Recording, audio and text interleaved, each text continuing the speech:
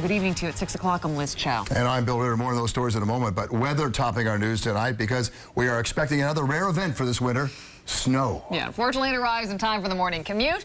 Some areas could get a half-foot of snow, and New York City tonight has just suspended alternate side of the street parking for tomorrow. Meteorologist Lee Goldberg tracking the storm. He's outside our studios on the Upper West Side. Lee. Boys, old man winter trying to catch us sleeping. 60 degrees and all types of rain here, and within about 8-9 hours, it's going to be snowing. We'll make sure you're not surprised. First of all, look at the George Washington Bridge dry commute. Tomorrow night will be a fine commute. It's tomorrow morning that looks like a mess. Even though we're 50, we're going to fall down into the 30s by morning. Now, numbers are mild. You see how it's colder in Monticello? That's the colder air that's going to work into this storm. So now, winter weather advisory is up for much of the area. Not for the far northwest suburbs. Lighter snow amounts there. Maybe still some slick spots. Rain's already resurfacing along the coastline. A few sprinkles even getting into the 5 boroughs. Not north and west, but there's more heavy rain down the coast. And now when that rain meets up with some of the colder air, we'll see a transition to snow from northwest to southeast, and that happens after midnight. So just the umbrella for the first part of the night. But watch how it happens. Rain comes in this evening, gets heavier overnight, then from 2 to 4 in the morning, we've got rain going to snow from northwest to southeast.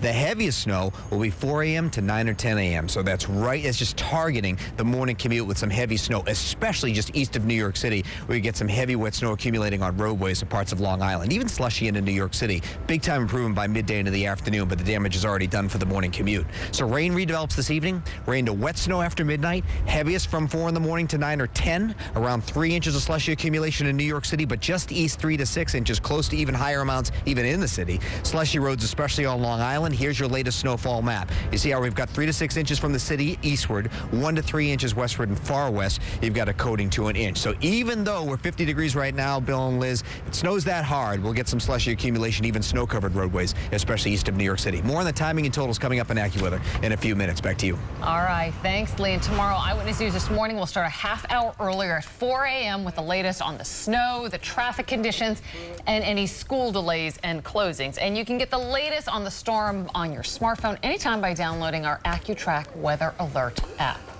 She was just waiting for a subway train like 6 million other people do every day. That's when she felt it, felt a stab in her shoulder. Was it a needle? Did she get infected? It happened during the evening rush at a subway station in Times Square. The victim, understandably scared and anxious, but she's talking about all this with our Stacey Sager. Stacey's in Times Square for us. Stacey. Well, Bill, she's talking about it because she got a pretty good look at her attacker, and she also has some valuable advice for her fellow New Yorkers. What's so scary is this really could have been anyone. It was during rush hour around this time yesterday, a busy subway stop here at 49th Street and 7th Avenue, and she says a man punctured her arm with a needle.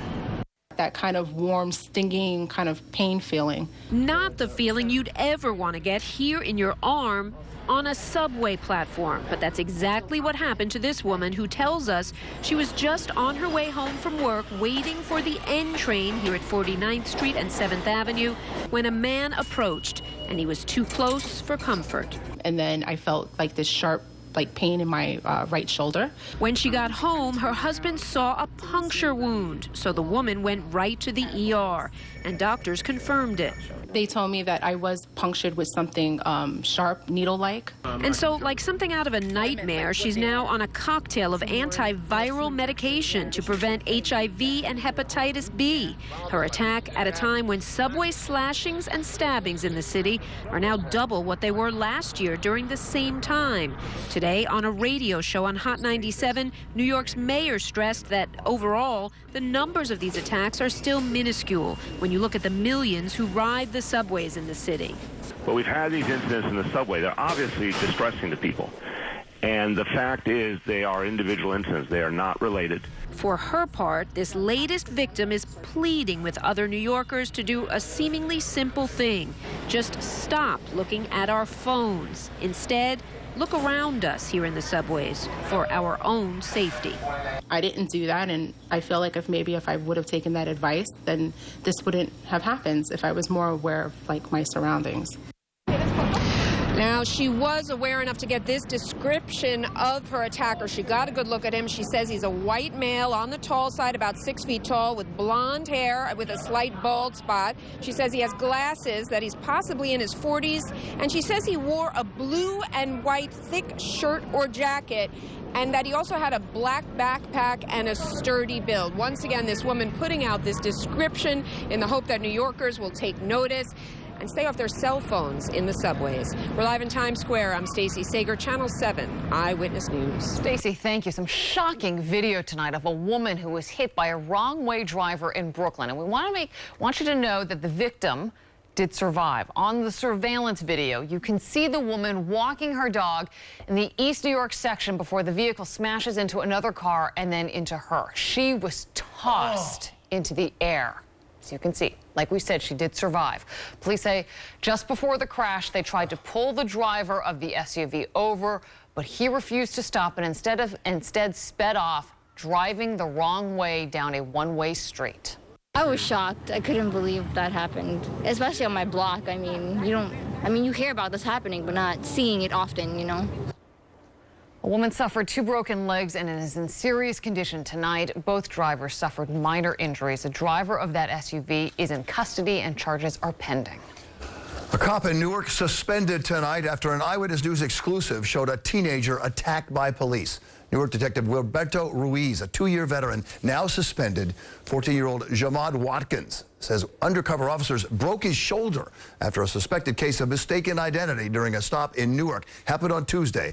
We're told Detective Ruiz waited 24 hours to report what happened. Meanwhile, other members of the unit now being reassigned and investigated. Well, crucial testimony in the trial of NYPD officer Peter Liang, who's on trial for the death of Akai Gurley. In court, jurors were shown that bullet right there that killed Gurley. Liang says he fired his gun accidentally inside a dark stairwell in a housing project in Brooklyn. Today, Liang's partner testified that there was no threat when that gun went off. Eyewitness News reporter NJ Burkett at the courthouse in downtown Brooklyn. NJ. And that's right, Liz. A difficult day for the defense, no question about it. As you said, the officer's partner took the witness stand today and admitted he never drew his own gun and never felt threatened. NYPD officer Sean Landau, witness for the prosecution, was forced to testify today against his former partner, Peter Liang. Peter was in shock, Landau told the jury. He couldn't believe he just shot someone. Landau and Liang were patrolling the pink houses in East New York when Liang fired his weapon in a darkened stairwell. A single shot that ricocheted off the wall and into the chest and through the heart of Akai Gurley. The panic captured in a neighbor's 911 call. Ma'am, you said the cops are there? He's not breathing. All right, his girlfriend, is she willing to do CPR? Is she willing to do CPR, Mama? Tell her to breathe in his mouth. Liang claims he fired his weapon by accident and is on trial here for manslaughter. Did you see a threat? Asked the prosecutor. No, Landau answered. Did you hear a threat? No. Did you take your gun out of your holster? He asked.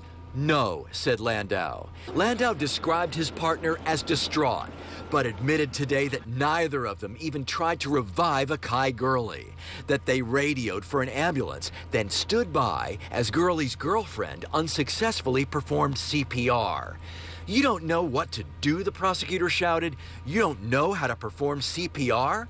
I didn't feel qualified, said Landau, to perform CPR. Prosecutors insist Liang drew his weapon for no reason and fired recklessly into the stairwell, telling Landau after the shooting that he was sure to be fired over it. Did he say, "I'm fired," or did he say, "I fired," asked Liang's defense attorney. No, Landau hit back. He said, "I'm fired." And the prosecution rested its case today. In an unusual move, Officer Liang is now preparing to take the witness stand in his own defense. That does not often happen in cases like these. That's expected to happen on Monday. The jury could get this case to begin deliberations on Tuesday. Live tonight, downtown Brooklyn, NJ Burkett, Channel 7 Eyewitness News. That should be interesting testimony. NJ, thank you. Well, Mayor de Blasio's deal to overhaul the city's horse carriage business It's fallen apart tonight. The Teamsters union backed out of the plan today, so the city council scrapped a vote on the deal, which was scheduled for tomorrow. The Teamsters, who represent the carriage drivers, says the union is not confident that the bill provides a viable future for the industry. There's a lot of people who believe that it does not make sense to have horse carriages on the streets of Midtown Manhattan, and that having them in the park was a good idea. Again, we'll find a way forward. There is a solution to this, and we need to have an open public debate. The mayor's proposal would have banned carriage horses from the streets of Manhattan and limit them to Central Park. The mayor says he will keep working on a compromise.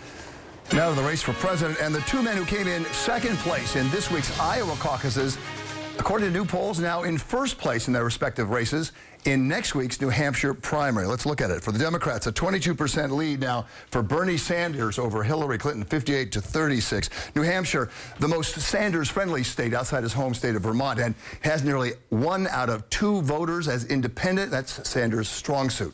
Meanwhile, the Republicans, Donald Trump has a 21% lead. Marco Rubio and Ted Cruz in a statistical tie for second.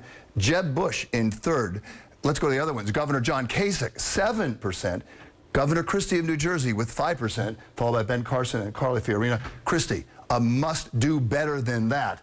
Otherwise, who knows what's going to happen to his campaign. By the way, you can watch the Republicans in their next debate Saturday night at 8 o'clock right here on Channel 7. And as we continue, Eyewitness News at 6 on this Thursday night, an ambitious new plan to build an expensive streetcar system along the East River. We've got the details coming up.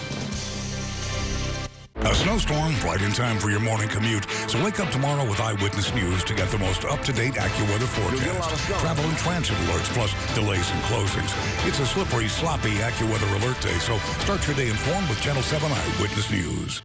It's the one you don't want